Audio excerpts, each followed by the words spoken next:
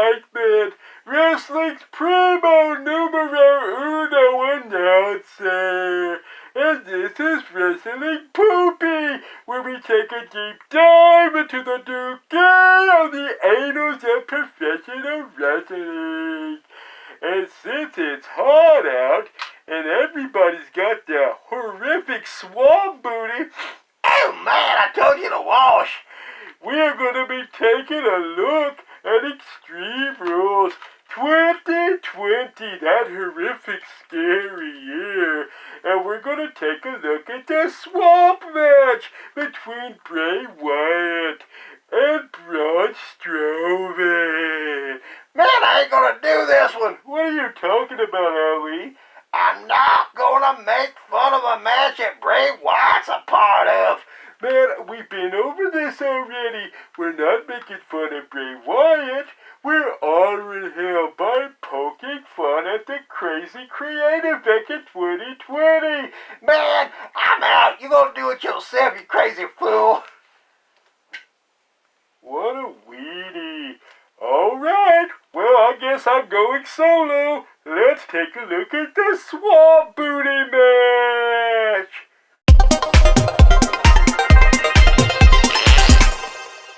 Before we get to the match, we get a Firefly Funhouse segment from Extreme Rules Horror Show.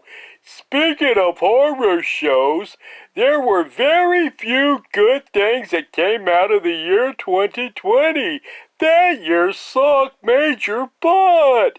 But Bray Wyatt's Funhouse segments was one of the very few good things that came out of that year.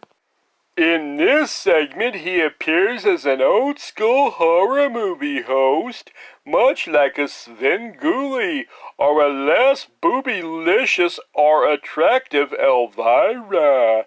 He promises to dig up zombies from the past on this evening, and things that are shockingly horrifying, like a Hulk Hogan sex tape. Ew. So Rambling Rabbit shows a clip of a karaoke segment hosted by one of the Usos. I can't tell which one in this picture. Uso? Wyatt family? Wow, things really do come full circle. Bray yells at the silly rabbit for screwing up again, showing the wrong tape. Later in the evening, we get the Swamp Booty fight in the main event. On a desolate road, Braun Strowman pulls up in his pick-em-up truck, looking all confused, like he thinks he accidentally drove on the set of Duck Dynasty or Deliverance. But he's actually at the Wyatt compound, and Bray Wyatt has been waiting for Braun in a rocking chair, much like a furious parent is waiting up late for their kid to show up from a party after their kid has broke their curfew. Braun tells Bray he is home, and Bray responds by disappearing, leaving his rocking chair behind. Braun Strowman then shows off his deep-seated hatred for either magic tricks or rocking chairs as he throws the rocking chair at an abandoned all hope, you who enter here sign. I heard Vince McMahon had a similar sign on his office door. Ew. So this leads Braun to wander aimlessly in the backwoods, much like me after a really good party, when I forget who I am and how I got there. He runs up on the Firefly Funhouse puppets come to life as real animals, as Huskus the Pig Boy, Rambling Rabbit, and Mercy the Buzzard all make appearances showing off their sexy new looks for the Swampy Booty Summer. Braun Braun winds up chained up to a rocking chair, looking all regretful and headachy, like me the morning after that good party. Bray Wyatt appears with lantern in hand to welcome Braun home in what appears to be Sister Abigail's shack. I know Randy Orton burned her shack down a few years earlier, but this one is her summer shack. She has one for each season. Speaking of Randy, this harkens back to the Payback House of Horrors match he and Bray had a few years prior to this, as this place has decapitated doll parts in it too. Man, Bray must have been one of those kids who mangled his sister's Barbie dolls. He and I would have gotten along swimmingly. I had a similar hobby too. Hey, she decapitated my Ninja Turtles first. After a long smattering of dialogue where Bray Wyatt shows his fine skills as an actor, I still wish we could have seen him in horror movies. Braun is introduced to a snake held by Alexa Bliss. Braun often dreamed of this moment with Alexa holding a snake with him nearby, but not like this. Braun screams like an excitable teenage girl at a Justin Bieber concert, and he is immediately transported back outside where he does battle with some goons. It's either that or they are dancing by the fire, listening to some Duran Duran. You know, 'cause they got a song, Dance into the Fire.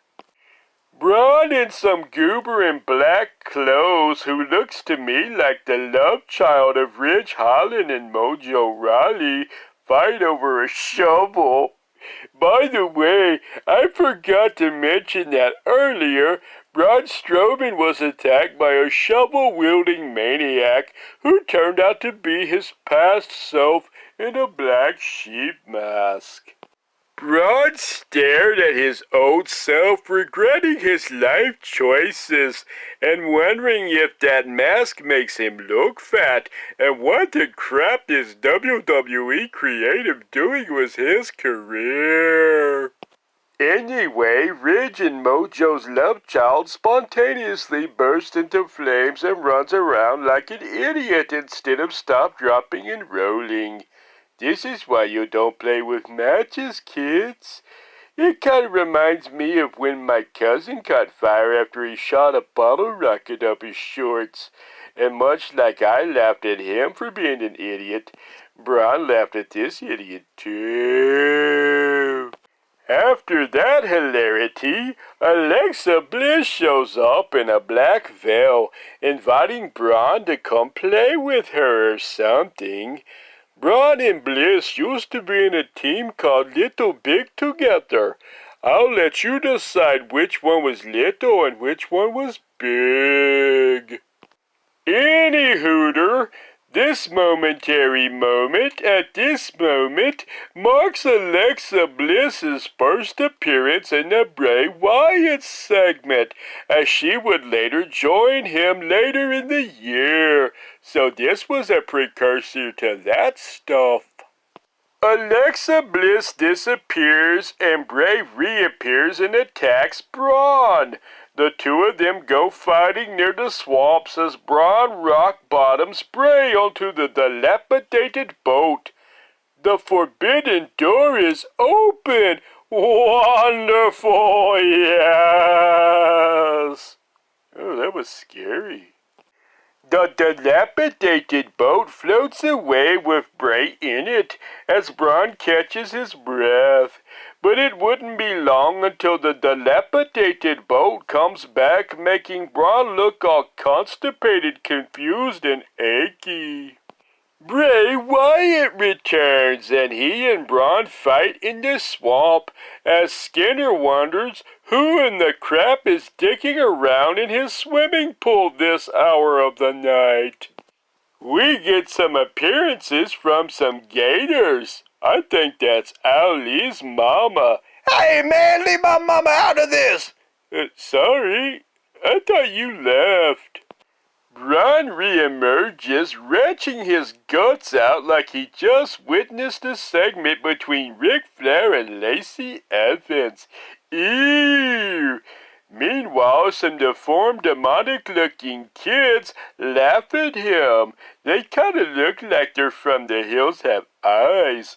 That's the reason I'm not having children. Yeah, man, sure it is. There's other reasons why you ain't having children. Hey, man, get out of here. Weenie.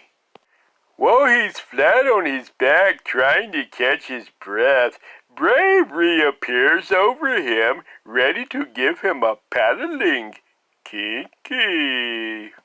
The two big guys decide to screw all this fighting and go get married near a wedding arch. No, but I think they fight some more. Never mind. Bray tries to strike Braun Strowman with the paddle, but Braun kicks him back into the swamp, making his swamp butt even worse. Braun leers over the swamp's edge and audibly says it's over. Come on, Braun, don't you ever watch horror movies? Bray pops back up and pulls Braun back into the swamp. Braun pops up, realizing he forgot his floaties before going under again. Braun Strowman cuts a big fart from under the water, and Bray turns on the jacuzzi, complete with pretty red lighting, because everyone knows after an intense swamp fight, one must relax their muscles. Bray Wyatt pops up as the Fiend, and this match is over. It's not the cinematic masterpiece that the Firefly Funhouse against John Cena was at that year's WrestleMania, but hey, what the, who's there? What happened to the lights, man? Oh, poopy.